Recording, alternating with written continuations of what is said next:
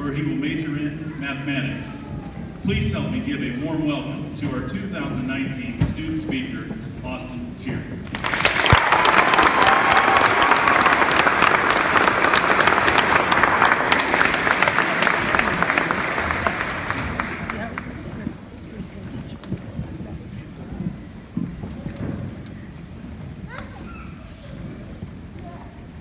Time will pass. Will you? A lot of us have heard or seen this phrase at some point.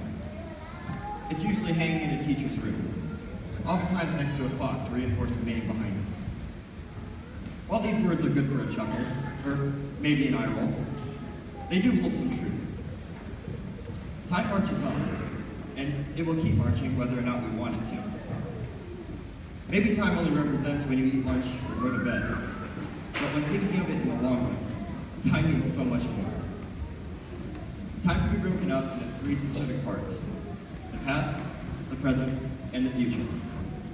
Each of these pieces is vital in determining who we are, who we have been, and who we will become. And as high school graduates, our identity has never been more important than today, our graduation day. Today is the day where each of us will set foot on different paths with different dreams in our minds. Some of us will choose to continue our education, others will head straight into the workforce, and some of us will join the military. And maybe a few of us haven't figured out our next step yet. Regardless of which path you have chosen, three things are for certain. We are all here, in this moment together. We have all had a past which has gotten us to this moment, and we all have a future waiting for us on the other side of those doors. The past is my heritage. They all said high school would fly by, and boy, they weren't kidding.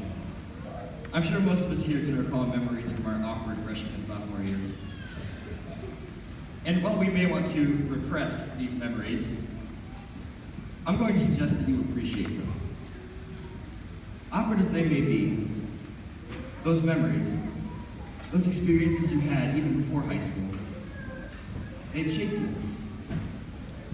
They made you the very person you are today, and sooner or later, you'll be making new memories to take their place.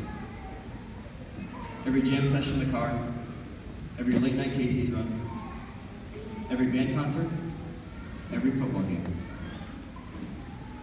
Learn to appreciate the little things that have gotten you here into your cap and gown.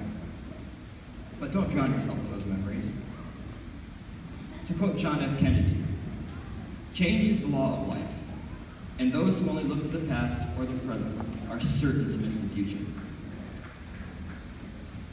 Our past is what we use to make decisions for the present, which in turn affects our future. However, who you are is not determined by who you were in the past. Rather, it's the choices you make in the present that make you who you are.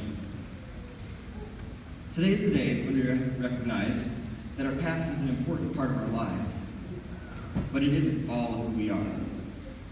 Consider it like the exposition of a book. It's important to know where we came from, but the story of where we are going is just getting started. After all, commencement does mean beginning. The present is my responsibility. This is the moment many of us have been anticipating for some time. Some longer than others. Today is about our accomplishment, about our bright, hopeful future. You'll be congratulated time and time again today. But embrace this, because soon, like all of our earlier memories, this moment will become part of the past. Eventually, every moment you have lived will be nothing more than a memory. So I implore all of you to live in the moment as much as you can, today and every other day, because time will keep marching on. Take the time to be with friends, as you may be going on separate paths. Spend more time with family, especially if you're leaving home in these coming months. Take life in, one breath at a time, because moments like this never happen again. You get one chance to live them. Don't let them pass pass you by. It is your responsibility to experience these moments as they come to you. Some moments may be opportunity, a chance to achieve your goals and dreams, while at the same time, others may be tragedies, hindrances on what you had hoped to accomplish. But it's not these moments that make us who we are. It's how we respond to them that defines us. Live in the present, and you'll be able to overcome the hardships as they come to you and seize the opportunities as they arise. The future is my challenge. To talk about something as large and as vague as the future, I would like to reference a movie. One of my favorite movies of all time is Back to the Future. In the third installment of the series, Jennifer Parker unfolds a paper she had brought from the future. The paper contained details about her future life. For those of you who haven't seen the movie, the words, "You're fired!" are written across the paper in big, bold, all-caps letters. However, she opens up the paper in the present day to find it completely blank. Confused, she asks Dr. Emmett Brown what this means. And Dr. Brown replies, "It means your future hasn't been written yet. No one's has. Your future is whatever you make it. So make it a good one." The future can be scary to some people, and they're somewhat justified in this fear. We aren't Marty McFly and Doc Brown. We can't just jump into the future and see what will become of ourselves. The infinite possibilities of what our future could bring is a lot to take in, especially at an age where our future is beginning. Of course it can be scary. However, I also think it can be comforting to know that our future isn't set for us. We can choose what our future will be and whatever we want to do that will make us happy. According to the Bureau of Labor Statistics, the average worker has about 10 different jobs before age 40. In other words, we aren't destined to follow one particular path.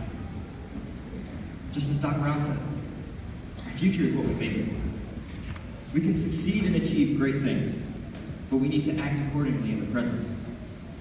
We can be as happy as our little hearts desire, as long as we are willing to take the action to do so. It all starts with what we do in the present to put ourselves in those situations. And today marks that first step. Right now. The moment when we will walk across the stage and walk off with nothing more than a piece of paper. The most important piece of paper you will ever receive in your life. Except, in this case, hopefully your paper isn't blank.